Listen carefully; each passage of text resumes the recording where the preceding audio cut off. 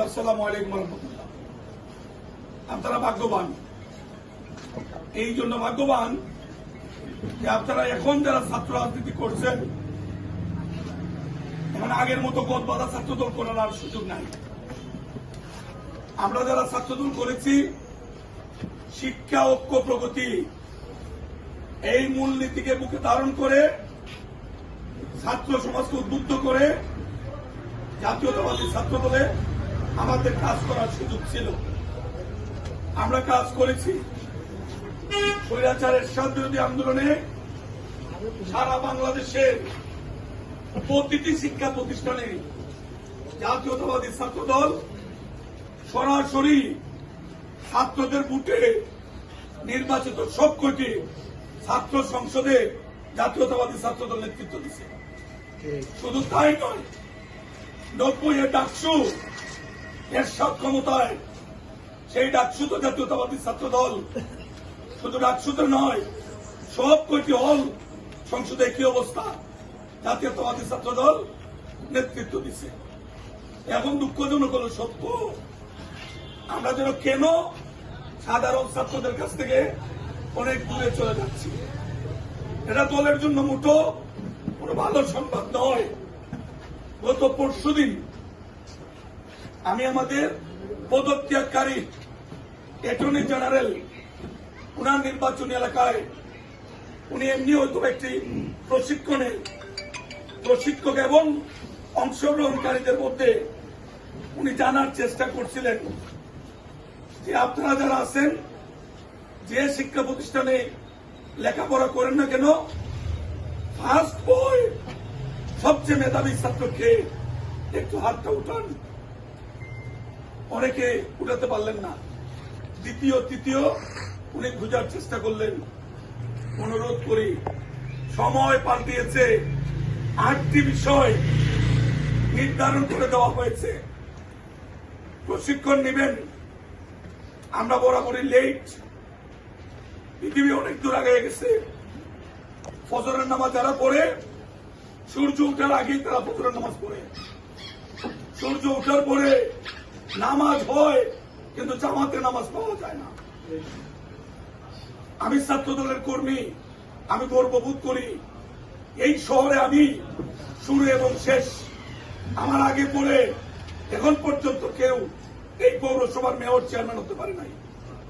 আমি আমার নিজের চেষ্টা, কর্মীদের সাথে সখ্যতা, মানুষের সাথে সুসম্পর্ক, সর্বোপরি আল্লাহর রহমত যার জীবনে, সেই জন্য আমার জীবনে কোনো ফেল বলে কোনো শব্দ নাই।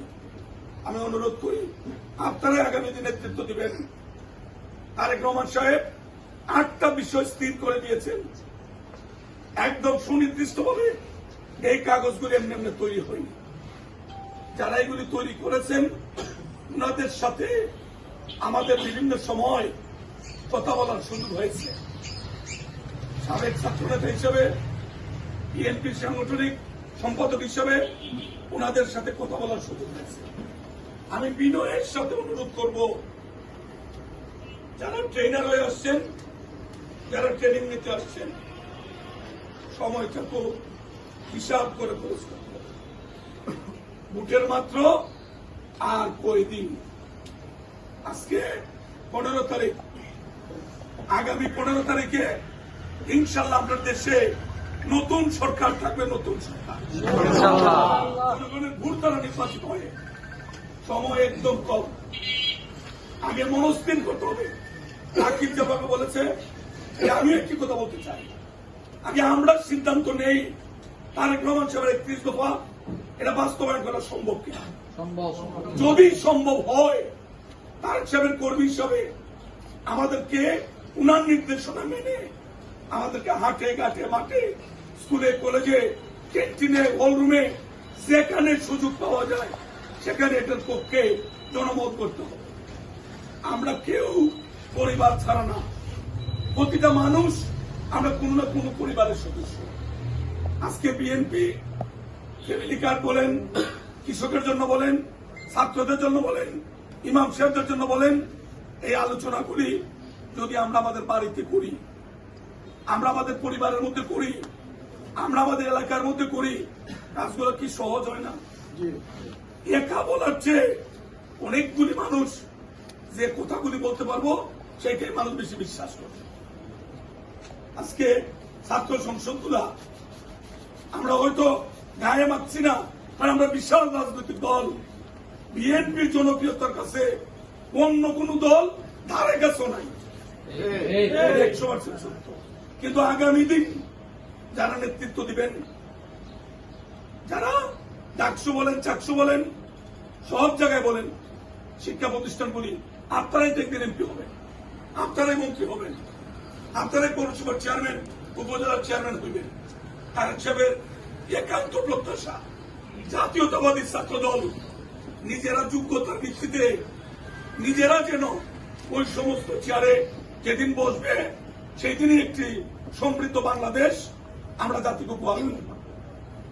সেই জন্য দুর্নীতি, আমি 3 বার মেয়র ছিলাম, 200 কোটি টাকা আমার হাত দিয়ে চেকের মাধ্যমে খরচ করছি।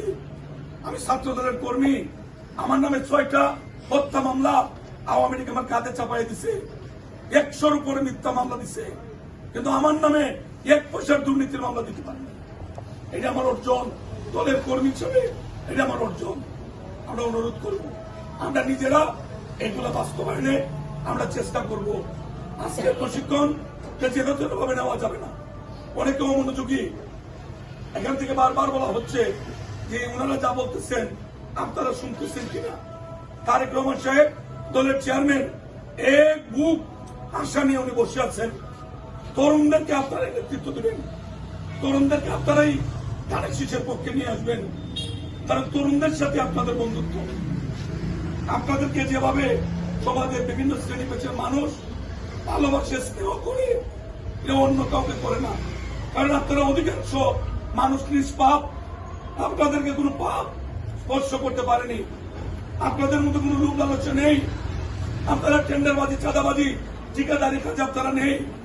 এটাই তারেক রহমান চান। কন্যারা মনে সুন্দর, শিশু মাত্রে কুলে, ছাত্ররা থাকবে শিক্ষা প্রতিষ্ঠানে, ঠিকাদারি অফিসে না। তারেক রহমান সাহেব সেই প্রত্যাশা নিয়ে আপনাদেরকে তৈরি করতেছে। আমি আশা করব আজকের এটা অত্যন্ত যোগ্য উপযোগী, আরো আগে হইলে ভালো হতো। মাত্র কয়দিন আমরা যার যার সেন্টার, আর আমি তো মাঠের মানুষ, 3 বার মেয়র হয়েছি, জেলা থেকে মেয়র, ওইটাও কিন্তু আমি জেলা থেকে পরিচালনা করছি। এইবার তো আলহামদুলিল্লাহ আমি মুক্ত মানুষ। আমি হবিগঞ্জ, স্বাস্থ্যকর লাগাই, অন্যান্য আসনগুলিও আমার সামর্থ্যের ভিতরে সহযোগিতা করছি। কিন্তু আমি আমার নিজের আসন, যেখানে আমার দল আমাকে বিবেচনা করেছে, সেই আসনটি অধিক সংখ্যক ভোটার যেন ভোট কেন্দ্রে যায়, সেই জন্য আমি অনেক উদ্যোগ নিয়েছি। আমি অনুরোধ করব, এখানে সব এক পরিবার থেকে আসেন নাই, এক মহল্লা, এক ইউনিয়ন থেকে আসেন নাই, এক উপজেলা থেকে আসেন নাই। অতএব যার যার এলাকায় যেন আমরা ধানের শীষে নিজের কেন্দ্রে সর্বোচ্চ ভোট দিতে পারি, এটা মাথায় রাখবে। আমার ভয় দেখানো যাবে না, আমার লোভ দেখানো যাবে না। আমি আপনার ন্যায়ের পক্ষে 10 কিলোমিটার আপনার লোক আমি পায়ে হাঁটতে রাজি, কিন্তু অন্যায় কাজে আমি আপনার লোক 1 পদও হাঁটবো না, এটা মাথায় থাকতে হবে। ভোটের পরে আমার সাথে আপনাদের কথা হবে। আমি আপনাদের দলের কর্মী, আপনাদের ছাত্র দলের সাবেক একজন কর্মী। বৃন্দাবন কলেজে আমি প্রেসিডেন্ট সেক্রেটারি ছিলাম, আমি জেলা প্রেসিডেন্ট ছিলাম, আমি সেন্ট্রালের মেম্বার ছিলাম। অতএব ছাত্র দলের প্রতি আমার দায়িত্ব থাকবে। কিন্তু আমি কিন্তু জিজ্ঞাসা করব, যদি আপনাদের কোনো প্রয়োজনে রাষ্ট্রের কোনো দায়িত্ব পালনে আপনাদের পাশে দাঁড়াতে হয়, আমি সরকারকে জিজ্ঞাসা করব, আপনার এলাকায় শহীদ রাষ্ট্রপতি জিয়াউর রহমান, দেশনেত্রী বেগম খালেদা জিয়ার চেষ্টা প্রচেষ্টায় গড়ে ওঠা বিএনপি, তারেক রহমানের নেতৃত্বে পরিচালিত বিএনপি, ধানের শীষ কয়টা ভোট আপনার কেন্দ্রে পেয়েছে, এটা জানাটাকে অপরাধ হবে? আমি কিন্তু অপরাধ হইলে এটা জানবো। এই জাতীয় অপরাধ আমি বারবার করব। এতে দল আমারে পুরস্কৃত করবে, তিরস্কৃত করবে না। নিজে আমি যদি ধূমপান করি আর আপনাদেরকে বলি ধূমপান স্বাস্থ্যের জন্য ক্ষতিকর, কেউ এটা মানবে? তা আমি বিএনপি ক্ষমতায় যেতে চাই, এটা যদি বিএনপি ক্ষমতায় থাকুক, ক্ষমতায় যাক, এটা যদি আমি চাই, তাহলে আমার কেন্দ্রে ভোট দিয়ে আমার সেইখানে অবদান রাখার প্রয়োজন আছে না নাই?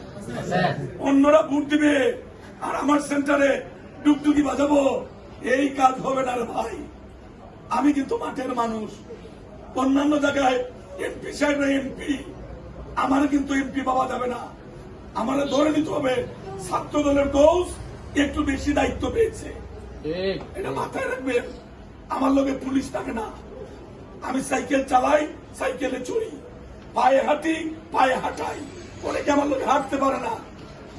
দেখছেন আমার বয়স 58 শেষ, কিন্তু অনেকে আমি দেখি হাঁটলে কতটা হাঁপায়। কারণটা কি? ও সুখী মানুষ, আমি এত সুখী মানুষ না। 1517 দিন জেল কাটছি, অনেকে সামনে ভাবে দেখছে, জেলও আমার কোনো ক্লান্তি নাই। ওই কেন আমি প্রতিবাদী মানুষ। এখন তো সবার পাওয়ার বাড়ছে আর নমানের বদলতে, কিন্তু যখন হাসিনা ছিল, যারা মিন মিন করে জেলে কথা হইত, সেই সময় আমার বজ্র কণ্ঠ এই বিষয়গুলি আমি পরবর্তীতে আপনাদের সাথে কথা বলে আমি জানার চেষ্টা করব। আর প্রশিক্ষক যারা অনুরোধ করব একটু কথাবার্তা বলে তারপরে দিয়ে যাইবেন, আমরা যেন মাঠে একটা সুফলটা পাই। একটা ভোট অনেক মূল্যবান, এইভাবে কষ্ট করে দেবে। আর প্রতিপক্ষ জান্নাত দেখাইব, এদের না আমি বলার কথা এরা আল্লাহ করে আলোচনাই নেই। ভোট হইলে পরে আমার প্রতি বিশ্বাস করি, আলোচনাই নেই। এগুলো আমরা মুখে মুখে কথা বলিয়া এগুলো গুরুত্ব নাই, কোনো দরকার নাই। আমরা আমাদের রাজনীতি সামনে থেকে নিয়ে যাবো। অনেকে বলছে না যে কোন সংগঠন আজ পর্যন্ত জাতির সামনে তার কোন ভিশন, তার কোন চিন্তা, তার কোন স্বপ্ন কেউ দিতে পারে নাই। এবং খালেদা জিয়া ভিশন 2030 জাতির সামনে 2016 সালে দিচ্ছে। তার ক্রমশে 2 বছর আগে আমাদের নতুন বাংলাদেশ নির্মাণে রাষ্ট্রকে প্রথম ছিল 27 দফা, পরবর্তীতে আলোচনার ভিত্তিতে 31 দফা দিচ্ছেন। যত সংস্কার হয়েছে এই সংস্কার কমিশন সব গুইরা গাইরা তারেক রহমানের 31 দফার ভিতরে